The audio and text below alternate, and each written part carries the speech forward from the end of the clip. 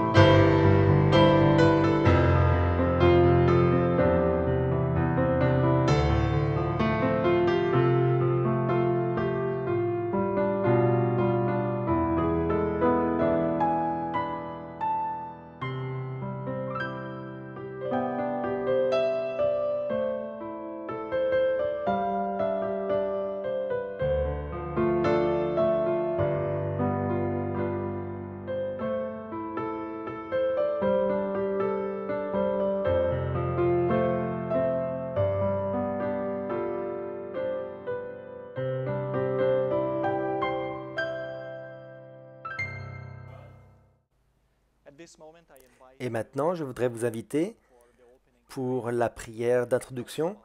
Et autant que possible, nous allons nous agenouiller pour pouvoir prier avec le pasteur Marianne Serbou. Prions.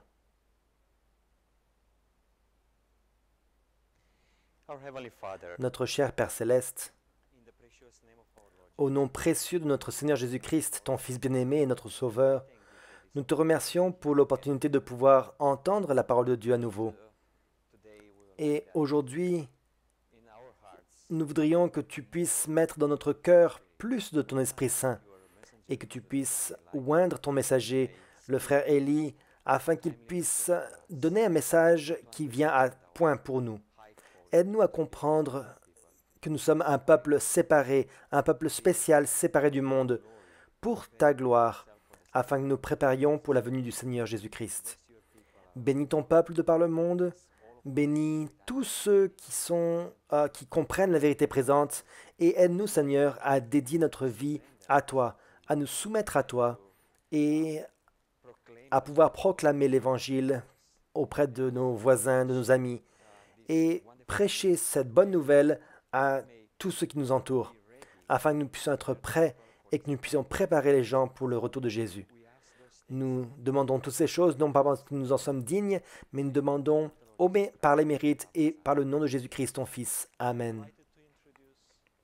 Je voudrais maintenant introduire le prédicateur d'aujourd'hui, qui est le frère Élie Tenorio, le président de la conférence générale, et il présentera un message qui s'intitule « Séparation du monde ». J'espère que vous allez être bénis.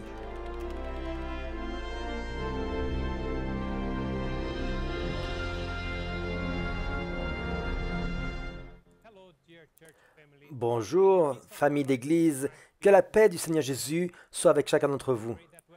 Je prie pour que là où vous êtes, vous puissiez profiter de la présence du Saint-Esprit dans votre cœur. Nous sommes ici aujourd'hui pour continuer le séminaire qui a été préparé par la Conférence générale qui s'intitule « Retours fondamentaux ». Et le sujet d'aujourd'hui est la séparation d'avec le monde. La Bible nous parle d'une histoire où Jésus avait choisi ses disciples et il a donné un sermon et certains de ses disciples n'ont pas pu supporter le message de Jésus. On le trouve dans Jean chapitre 6 où il est dit que plusieurs de ses disciples depuis ce moment-là ne pouvaient plus suivre Jésus. Ils l'ont laissé, ils l'ont abandonné.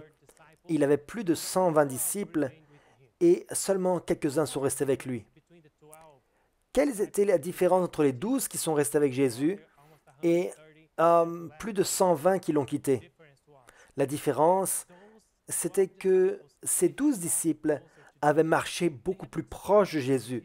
Ils avaient expérimenté, ils avaient une expérience réelle avec Jésus. Ils le connaissaient tellement que ce jour-là, lorsque Christ est entré à Jérusalem, ils ont été utilisés par le Saint-Esprit pour pouvoir citer qui était Jésus pour eux. Qui était Jésus pour l'univers?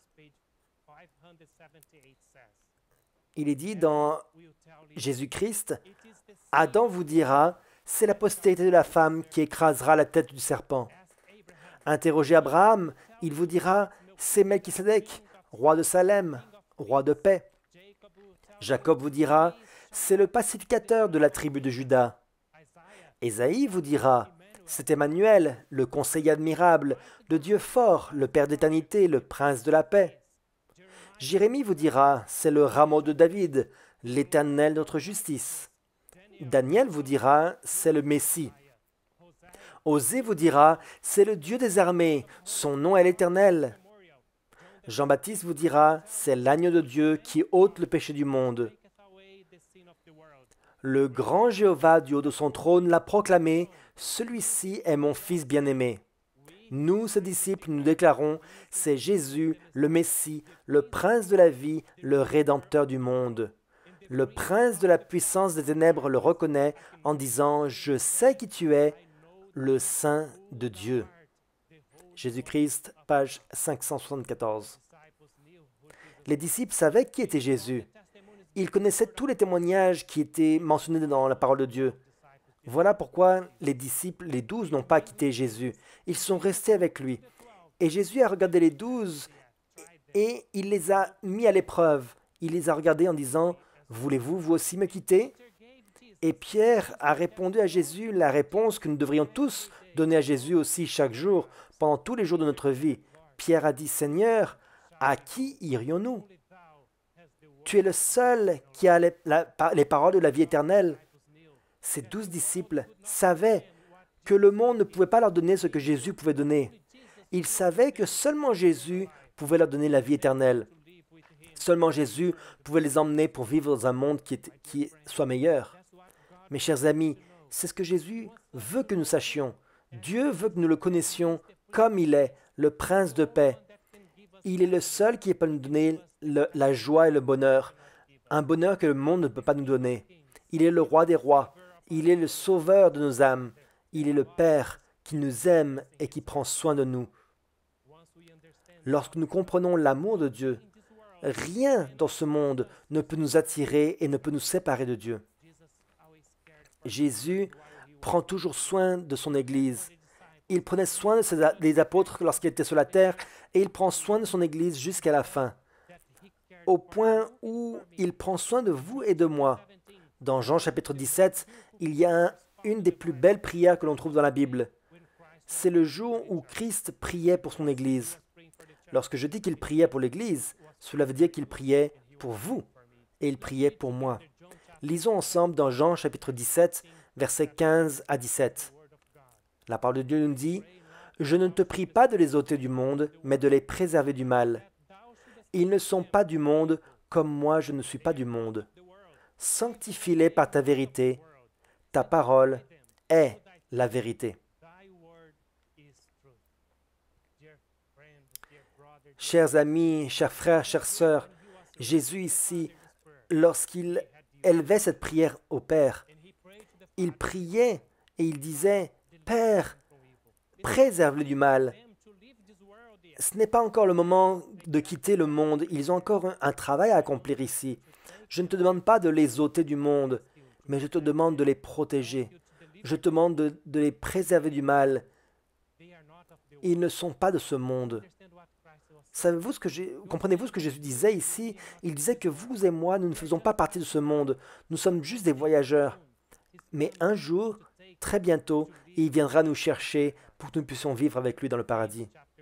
Dans Jacques, chapitre 4, au verset 4, la Bible nous dit, « Adultères que vous êtes, ne savez-vous pas que l'amour du monde est inimitié contre Dieu? Celui donc qui veut être ami du monde se rend ennemi de Dieu. »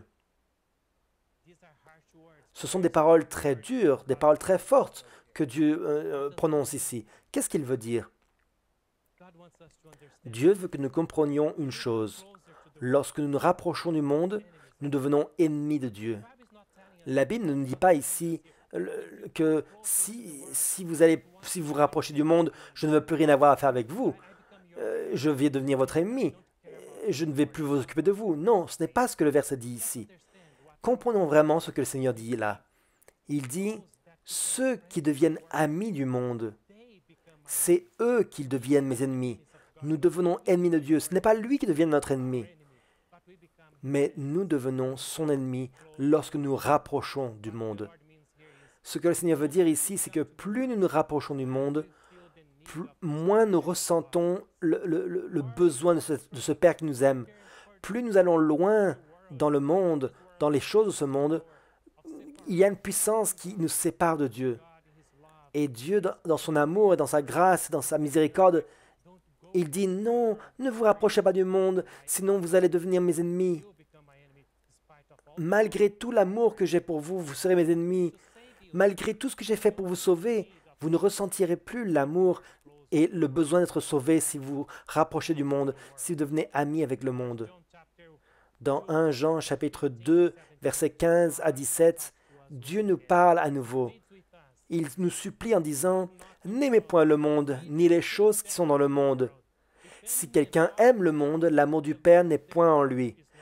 Car tout ce qui est dans le monde, la convoitise de la chair, la convoitise des yeux et l'orgueil de la vie, ne vient point du Père, mais vient du monde. Et le monde passe, et sa convoitise aussi. Mais celui qui fait la volonté de Dieu demeure éternellement. » Donc le Seigneur, dans sa miséricorde, nous dit, n'aimez pas le monde, n'aimez pas les choses qui sont dans le monde. Si vous aimez ces choses, vous allez perdre l'amour que vous avez pour moi. Elle va diminuer et vous ne m'aimerez plus du tout au bout d'un moment. Je vous ai tellement aimé que j'ai donné mon Fils bien-aimé pour mourir pour vous sur la croix du calvaire. J'ai fait et je fais toujours tout ce que je peux faire pour vous sauver. N'aimez pas le monde, s'il vous plaît. Ne me laissez pas, ne m'abandonnez pas. C'est la supplication de Dieu pour vous aujourd'hui. Pourquoi est-ce que Dieu plaide? Dans les versets que nous avons lus, il nous dit que toutes les choses de ce monde vont disparaître. Si vous choisissez le monde, vous allez recevoir ce que le monde peut vous donner. Et vous savez, ce que le monde peut vous donner, le monde peut vous donner quelques moments de bonheur, en tout cas de bonheur en apparence. Le monde peut vous donner une bonne chose, mais à la fin, lorsque nous arriverons à la fin, lorsque nous mourrons, comment sera votre vie? Dieu dira, si vous choisissez le monde, c'est tout ce que vous aurez. C'est tout ce que le monde peut vous donner. Mais moi, j'ai bien quelque chose de bien meilleur pour vous. Rappelez-vous, la convoitise de ce monde passe. Tout périt, tout disparaît. Tout dans ce monde a une fin, mais j'ai une vie pour vous qui ne se terminera pas. Une vie qui ne peut pas être comparée avec rien dans ce monde. Tout ce que cette terre peut apporter n'est rien. Lorsque nous comprenons l'amour de Dieu pour nous, nous comprenons les paroles de Pierre. Et alors nous dirons, Seigneur, à qui irons-nous, puisque tu es le seul à avoir la vie éternelle? Ces 12 disciples ont compris quelque chose que les 120 disciples ne comprenaient pas. Pierre et les autres disciples ont compris que c'était mieux d'être un esclave ou un prisonnier dans ce monde avec Jésus plutôt que d'être un roi dans ce monde sans Jésus-Christ. Lorsque nous rappelons des prisonniers comme Jérémie, Jean-Baptiste, ils étaient en prison, mais maintenant, ils avaient une vie avec Jésus-Christ et ils ont leur récompense qui est réservée pour eux à la résurrection. Nous rappelons de Hérode. Où est Hérode aujourd'hui maintenant? Ça aurait été mieux pour lui d'être un prisonnier comme Jean-Baptiste que d'être un roi comme Hérode. Les disciples l'ont compris. Voilà pourquoi les disciples ont dit, nous n'allons aller nulle part, nous allons rester avec toi. Tu es le seul qui a les paroles de la vie éternelle. Dans les témoignages pour l'Église, volume 2, page 288, la parole inspirée nous dit « Dieu a tracé lui-même une ligne distincte qui sépare le monde de l'Église, les observateurs des transgresseurs des commandements. Ils ne peuvent s'allier. Ils sont aussi différents les uns des autres que le jour l'est de la nuit, différents dans leur goût, dans leur but, dans leurs ambitions, dans leur caractère. » Voilà ce que Jésus vous dit aujourd'hui. Nous sommes différents du monde. Dieu a mis une séparation, une ligne distincte qui sépare l'Église du monde. Il sépare ses enfants des enfants de ce monde. Nous sommes différents. Nous aimons des choses différentes. Nous avons des perspectives différentes. Nous avons des buts différents dans nos vies et notre caractère est différent parce que la grâce de Jésus-Christ, son amour et sa mort sur la croix du Calvaire fait une différence dans votre vie. Cela nous a changés, nous a transformés. L'amour que nous comprenons, lorsque nous comprenons l'amour de Dieu, rien de ce monde ne peut nous séparer de lui. Aucune tentation de ce monde, aucune chose que ce monde ne peut offrir ne peut nous séparer de Dieu. Lorsque nous comprenons à quel point il nous aime, à quel point il prend soin de nous, à quel point il a souffert pour nous sur la croix du Calvaire. Dans 2 Corinthiens chapitre 6, versets 17 et 18, le Seigneur nous appelle à nouveau et il nous dit « C'est pourquoi sortez du milieu d'eux et séparez-vous, dit le Seigneur. Ne touchez pas à ce qui est impur et je vous accueillerai.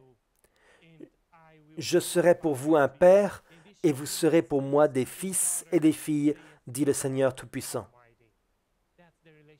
Voilà le type de relation que Dieu veut avoir avec vous et avec moi. Une relation parentale, de père envers son fils, un père envers sa fille. Dieu vous dit, séparez-vous du monde afin que vous puissiez comprendre mon amour. Séparez-vous de ces choses, des plaisirs de ce monde, des tendances, des attractions de ce monde, afin que vous ne vous éloigniez pas de moi, parce que je veux que vous soyez proche de mon cœur. Voilà l'invitation de Dieu. Séparez-vous du monde. Dans le témoignage pour l'Église, en anglais seulement, volume 5, page 12, il est dit « Telles sont les conditions auxquelles nous pouvons être reconnus comme fils de Dieu. La séparation d'avec le monde et le renoncement aux choses qui nous trompent, nous fascinent et nous piègent. » Voilà ce que le monde veut faire avec nous. Le monde veut nous fasciner et nous piéger. Voilà ce que le monde veut faire avec vous et moi. Il nous trompe. Voilà les illusions de ce monde. Et Dieu nous dit, ne vous laissez pas être trompés. Ils peuvent vous donner seulement une joie temporaire, mais ils ne peuvent pas vous donner un bonheur qui ne se terminera jamais. C'est vrai que dans ce monde, vous pouvez avoir une vie intéressante, mais j'ai pour vous une vie éternelle qui est incomparable. Ne permettez pas aux choses de ce monde de vous tromper, de vous fasciner et de vous piéger, parce que j'ai quelque chose qui est bien plus fascinant, bien meilleur pour vous. Dans Témoignage pour l'Église, toujours en anglais, à la page 136, Dieu aura un peuple séparé et distinct du monde. Et aussitôt que certains ont le désir d'imiter les modes du monde, qui ne soumettent pas immédiatement, aussitôt également Dieu cesse de les reconnaître comme ses enfants. Ils sont les enfants du monde et des ténèbres. Donc la parole de Dieu nous dit ici que Dieu a un peuple dans ce monde, un peuple distinct et séparé, qui est différent. Le monde nous regarde et ils vont voir que nous sommes différents. Et si nous choisissons les modes de ce monde, nous nous séparons de Dieu et il arrête de nous reconnaître comme ses enfants parce que nous ne ressentons pas le besoin de l'amour de ce Père et nous abandonnons la connexion avec lui lorsque nous suivons, comme il est dit ici, comme nous imitons les modes de ce monde. C'est intéressant que la Bible et l'Esprit de prophétie sont clairs à propos de la manière dont nous devons nous habiller. Dieu ne vous dit pas, à vous et moi, que nous devons nous habiller n'importe comment. Non, nous devons nous habiller avec goût, bien sûr.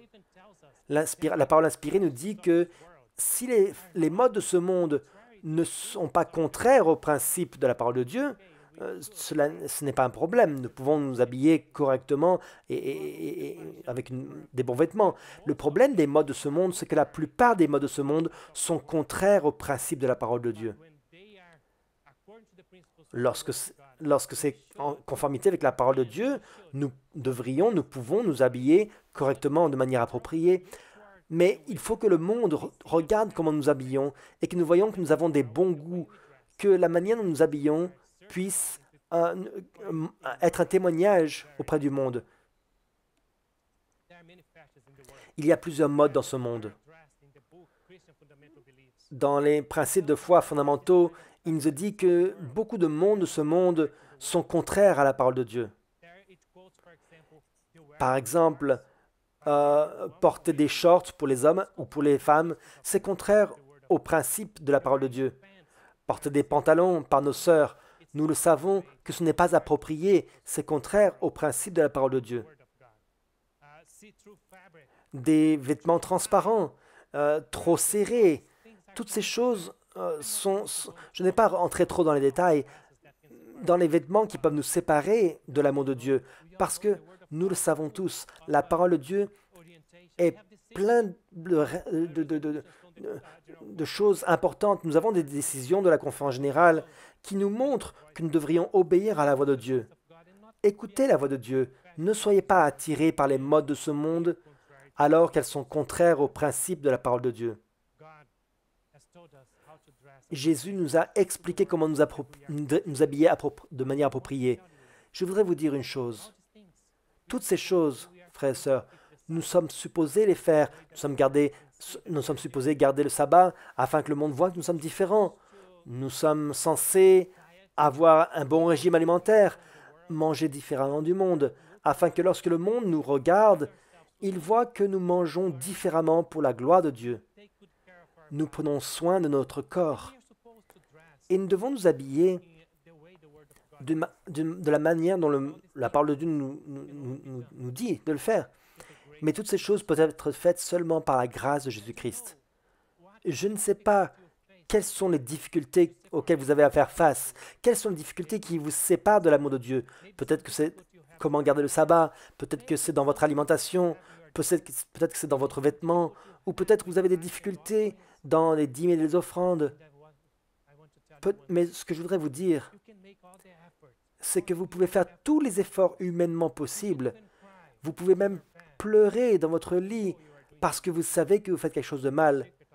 Mais le secret du succès, frères et sœurs, le secret pour avoir la victoire sur ces choses, c'est dans les paroles de Jésus-Christ. C'est marcher avec lui. C'est en lui parlant, en lisant sa parole, en priant, en regardant au calvaire. Cela va vous permettre, vous et moi, de servir Dieu de la manière dont il veut que nous le servions. Être séparés du monde afin que nous puissions avoir une communion qui peut vraiment nous donner de la joie. Dans Témoignage pour l'Église, volume 1, en anglais toujours, il est dit « Jésus est sur le point de venir. Trouvera-t-il un peuple conforme au monde? Reconnaîtra-t-il ce peuple comme le sien, qu'il a purifié pour lui-même? Oh non! Il ne reconnaîtra comme sien que celui qui est pur et saint. » Quel type de personne Christ va-t-il reconnaître comme les saints? Il est dit, non, il ne reconnaîtra comme sien que celui qui est pur et saint. Ce sont seulement ceux qui ont été purifiés et rendus blancs par la souffrance et qui se sont tenus à l'écart du monde, sans tache, qu'il reconnaîtra comme sien. Ce sont des gens qui ont fait une alliance avec Christ par le sacrifice. À cause des sacrifices de Christ, ce sont des gens qui ont accepté les vêtements blancs que le Seigneur nous donne gratuitement. Voilà ceux qui vont marcher avec Jésus dans les rues dorées de la ville céleste. Comme je l'ai dit, nous pouvons faire tous nos efforts humains, mais sans Jésus, nous sommes comme les branches d'un arbre qui ont été coupées et qui sont laissées pour mourir. Nous avons besoin de la grâce de Jésus, nous avons besoin de comprendre l'amour de Dieu. Et c'est seulement lorsque nous contemplons Jésus, qui est sur la croix du calvaire, que nous pouvons avoir la force de pouvoir vaincre ces choses qui nous amènent plus proches de ce monde, de Dieu et plus loin de ce monde. Je voudrais continuer à lire dans les témoignages pour l'Église, volume 4, toujours en anglais, page 641. Il est dit « Nos paroles, nos actions et notre tenue vestimentaire sont des prédicateurs quotidiens et vivants qui rassemblent avec le Christ ou dispersent au loin. » Ici, Dieu nous dit que la manière dont nous vivons prêche pour Christ ou contre Christ. Comment sont vos actions? Comment sont vos actions? Qu'est-ce qu'elles disent? Vos paroles. Êtes-vous une personne patiente? Êtes-vous une personne qui montre de la compassion pour les autres dans vos actions?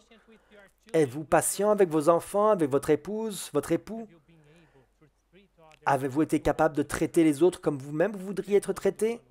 Il y a une seule manière, seulement par la grâce de Jésus, en regardant sur la croix du calvaire, à la croix du calvaire, en faisant confiance qu'il vous pardonne quand vous échouez, et en comprenant son amour, cela va vous donner la paix qui va vous permettre d'être patient et aimant. Et vos actions alors? Vous êtes-vous impliqué dans les politiques de ce monde? Avez-vous défendu un candidat dans votre pays? Peu importe où vous êtes, la parole de Dieu nous dit de ne pas nous impliquer dans la politique. Que les morts enterrent leurs morts. C'est ce que la parole de Dieu dit. Les gens qui sont morts dans leurs offenses, ils doivent s'occuper des choses de ce monde, mais ce n'est pas notre travail de nous occuper de ces choses. Nous ne nous occupons pas de politique. Avez-vous été impliqué dans des jeux de football, toutes sortes de choses? Ces jeux vont vous prendre votre temps. Ils vont vous rapprocher du monde et vous éloigner de Dieu. Avez-vous passé trop de temps en train de jouer à l'ordinateur, sur vos téléphones? Ces choses vous éloignent de Dieu et vous rapprochent du monde. Il est dit, nos paroles, nos actions et notre tenue vestimentaire sont des prédicateurs quotidiens et vivants qui rassemblent avec le Christ ou dispersent au loin. Quelles sont les difficultés que vous avez dans votre vie? Qu'est-ce qui vous rapproche du monde et qu'est-ce qui vous éloigne de Dieu? Un jour, Dieu nous a appelés loin du monde et nous a donné la vérité. Et maintenant, il vous supplie de ne pas vous rapprocher du monde. Est-ce qu'il y a encore des petites choses, peut-être des détails, qui vous empêchent d'avoir une communion parfaite avec Jésus-Christ, qui vous empêchent de sentir sa présence dans votre vie? Je ne sais pas quelles difficultés vous avez à faire face. Je ne sais pas ce qui est un problème pour vous, mais Jésus le sait. Lorsque je suis arrivé premièrement dans l'Église, il y avait plusieurs choses dans ma vie qui étaient des difficultés. C'était très dur à abandonner.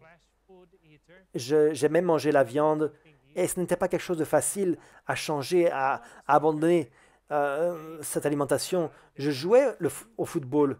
Je jouais dans ma classe, je jouais pour mon école et j'avais une mission. Je voulais être un joueur de football très connu. C'était très difficile pour moi de regarder ces jeux. Pour moi, c'était comme une idolâtrie. Cela prenait tout mon temps. Et lorsque j'ai réalisé que cela me séparait de Dieu, que c'était quelque chose qui empêchait ma communion approfondie avec Dieu, j'ai réalisé que je devais arrêter le football. Et ce n'était pas facile pour moi. Qu'est-ce qui prend trop de votre temps? Comment sont vos actions? Est-ce qu'elles prêchent? Est-ce que vous prêchez pour Jésus par vos actions? La manière dont vous vous associez aux gens? Comment sont vos vêtements?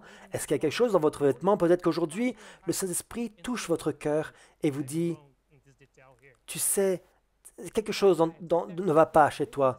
Peut-être dans ton alimentation, le Seigneur te dit, voilà ce que tu pourrais améliorer.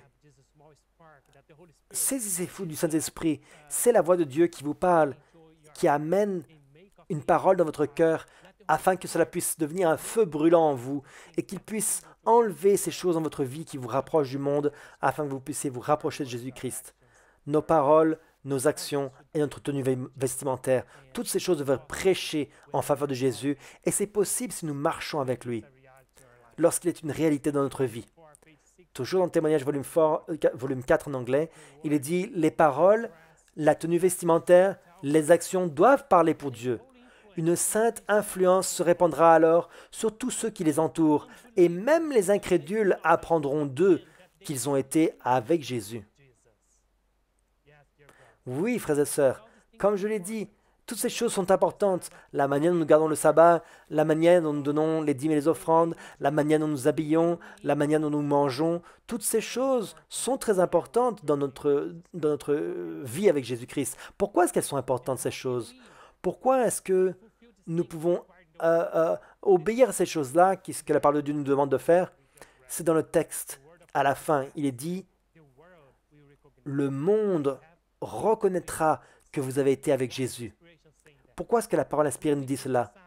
Lorsque nous gardons le sabbat, lorsque nous nous habillons correctement, lorsque nos actions, nos paroles prêchent à propos de Jésus, pourquoi est-ce que le monde reconnaîtra que nous avons été avec Jésus lorsqu'ils verront ces choses dans votre vie? Vous savez pourquoi? Parce que c'est seulement celui qui marche avec Jésus, c'est seulement ceux qui comprennent l'amour de Dieu, c'est seulement ceux qui marchent avec lui qui sont capables d'avoir des paroles, des tenues vestimentaires et des actions qui prêchent pour Dieu partout où nous allons. Le secret, frères et sœurs, c'est de marcher avec Jésus, contempler le calvaire, c'est de voir Jésus et l'amour qu'il a, voir le Père qui fait tout ce qu'il peut pour vous sauver, vous et moi. Et lorsque nous voyons cet amour, alors nous sommes capables de garder ses commandements. Et nous pouvons nous séparer du monde. Dans le témoignage volume 5, toujours en anglais,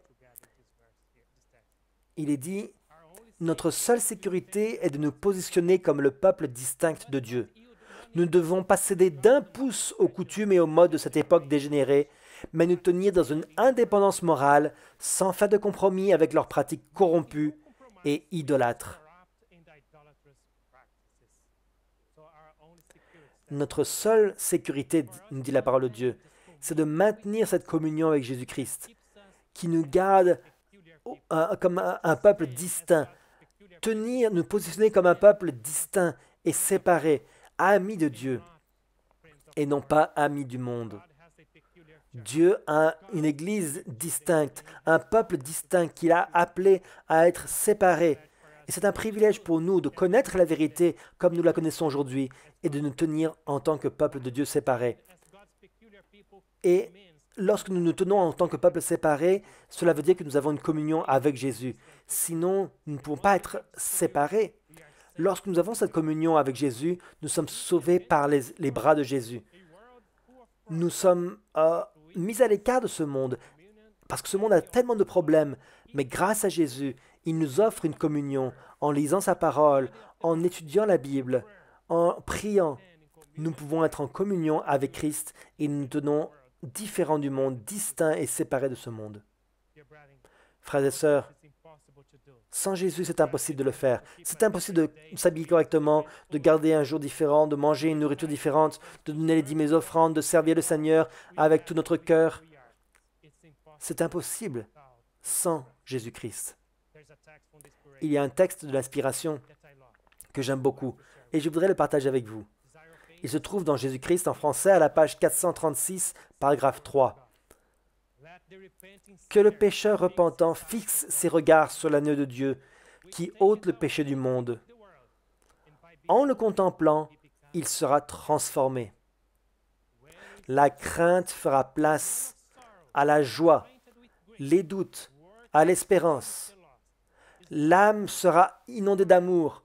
Il dit, quand nous voyons Jésus, l'homme de douleur, connaissant la souffrance, travaillant à sauver les âmes perdues, méprisé, tourné en dérision, chassé de ville en ville jusqu'à la fin de sa mission, quand nous le voyons en Gethsémanée, suant des grumeaux de sang, puis agonisant sur la croix, quand nous voyons tout ceci, le moi perd ses exigences. Si nous regardons à Jésus, nous aurons honte de notre froideur, de notre léthargie, de notre égoïsme. Nous consentirons à être n'importe quoi, ou même rien du tout, pourvu que nous puissions servir notre Maître de tout notre cœur. Nous serons heureux de porter la croix en suivant Jésus et d'endurer l'épreuve, l'opprobre, la persécution par amour pour lui. Chers amis, chers frères, chères sœurs, qu'est-ce qui vous sépare encore de Dieu? Qu'est-ce qui vous empêche de vous rapprocher de lui? Est-ce que le monde, est-ce que cela vaut-il vraiment la peine? Nous savons que non. Nous savons que cela ne vaut pas la peine. Nous voulons nous libérer de ce monde et la solution est ici. Fixez vos yeux sur Jésus. Regardez à lui tandis qu'il est sur la croix du calvaire. Commencez à le contempler à Gethsémani lorsqu'il portait vos péchés et mes péchés. Et regardez-le en train de porter cette croix sur le mont du calvaire avec cette couronne d'épines sur sa tête, en train de saigner. Pour nous, contemplez-le en train d'être crucifié. Contemplez-le sur la croix en train de mourir pour vous et pour moi. Et nous aurons honte de nous-mêmes. Nous serons honteux de notre froideur, de notre léthargie, de notre égoïsme. Nous serons honteux parce que de petites choses dans notre vie que le Seigneur nous dit d'abandonner, ce sont des petites choses qui empêchent une bonne santé spirituelle, ce type de vêtements qui ne glorifie pas mon Sauveur, ce sabbat qui est une bénédiction pour toi. Toutes ces choses que nous pensons peut-être être si difficiles lorsque nous contemplons le Seigneur Jésus. Jésus-Christ qui est mort sur la croix du calvaire, lorsque nous contemplons cela, nous aurons honte de nous-mêmes et nous serons prêts à faire tout pour lui, à être n'importe quoi ou même rien du tout. Et nous pourrons le servir de tout notre cœur. Nous pourrons nous réjouir de porter la croix avec Jésus, d'endurer l'épreuve, l'opprobre, la persécution, la honte. Nous comprenons que c'est mieux d'être prisonnier avec Jésus que d'être un roi sans Jésus. Je voudrais terminer ce sermon aujourd'hui, ce message aujourd'hui, avec un texte des manuscrits de Sir White de 1898. Il dit « Tous ceux qui sont unis au Christ sortiront du monde et se sépareront. Ils n'entreront pas dans le monde par choix personnel. Ils ne se mettront pas, du fait de leur fréquentation, sur la voie de la tentation. Ils ne seront pas éduqués selon les principes du monde. Ils choisiront d'entrer dans l'école du Christ et d'apprendre du grand maître. Il invite chaque âme, « Venez à moi, vous tous qui êtes fatigués et chargés, et je vous donnerai du repos. » Voulez-vous marcher avec Jésus? Avez-vous hâte de quitter ce monde? Avez-vous hâte de laisser toutes ces choses? Êtes-vous fatigué de ce monde? Si oui, alors Christ vous invite, « Venez à moi, vous tous qui êtes fatigués et chargés, et je vous donnerai du repos. » Jésus vous offre aujourd'hui, maintenant, un repos que le monde ne peut pas vous donner. Il vous offre un bonheur que le monde ne peut pas vous donner. Il vous offre une vie que le monde ne peut pas vous donner. Il vous offre une vie en abondance. Il vous offre la vie éternelle dans le ciel pour toujours. Accepterez-vous cette invitation? Vous séparerez-vous du monde afin que vous puissiez vous séparer de toutes ces petites choses qui vous empêchent d'avoir une communion plus proche avec Jésus? Que la grâce de Jésus-Christ puisse être suffisante pour vous, qui vous donne cette puissance de vous séparer de ce monde, d'être victorieux en lui, que Jésus puisse être une réalité dans votre vie et dans votre vie, dans ma vie aussi, et que bientôt nous puissions être avec lui dans un monde meilleur. Merci d'avoir regardé ce message. J'espère que vous avez été bénis par ces paroles. Partagez-les avec d'autres, s'il vous plaît. Partagez le lien ou le contenu. Et après avoir écouté ce message, je sens à quel point c'est important que nous puissions comprendre nos croyances fondamentales et ce pourquoi nous tenons ferme. Nous allons maintenant écouter un chant à la fin.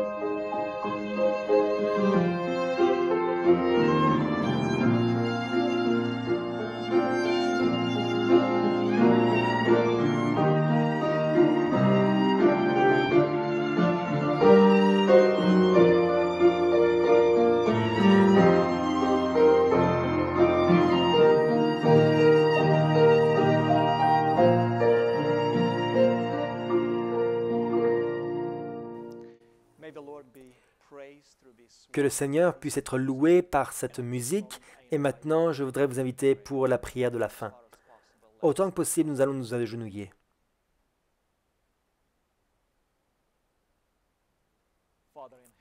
Père céleste, nous voulons te remercier pour ton amour merveilleux. Nous voulons te remercier pour l'opportunité que tu nous as donnée aujourd'hui. Tu nous as bénis par ce message afin que nous puissions entendre ta voix et que nous puissions nous rappeler et comprendre à quel point c'est important de comprendre nos principes de foi fondamentaux, à quel point c'est important de comprendre que nous devons tout donner pour toi et que nous puissions donner ce message à ce monde qui est en train de mourir dans le péché. Seigneur, aide-nous, ouvre nos cœurs, notre esprit, afin que nous puissions accepter ce message. Nous te demandons que tu puisses bénir le messager, bénis toute ta famille d'église dans le monde, bénis les enfants, les frères et sœurs qui ont regardé et ceux qui vont regarder. Nous te demandons toutes ces choses et nous prions au nom de Jésus. Amen. À nouveau, merci à tous pour avoir regardé ce message. J'espère que vous avez été grandement bénis et vous avez eu cette opportunité d'entendre la parole de Dieu. Maintenant, n'oubliez pas, s'il vous plaît, de pouvoir regarder aussi le message de demain qui sera présenté par le frère Peter Lasevich et qui s'intitulera « Obéissance, facile ou difficile ?» Que Dieu vous bénisse partout où vous êtes.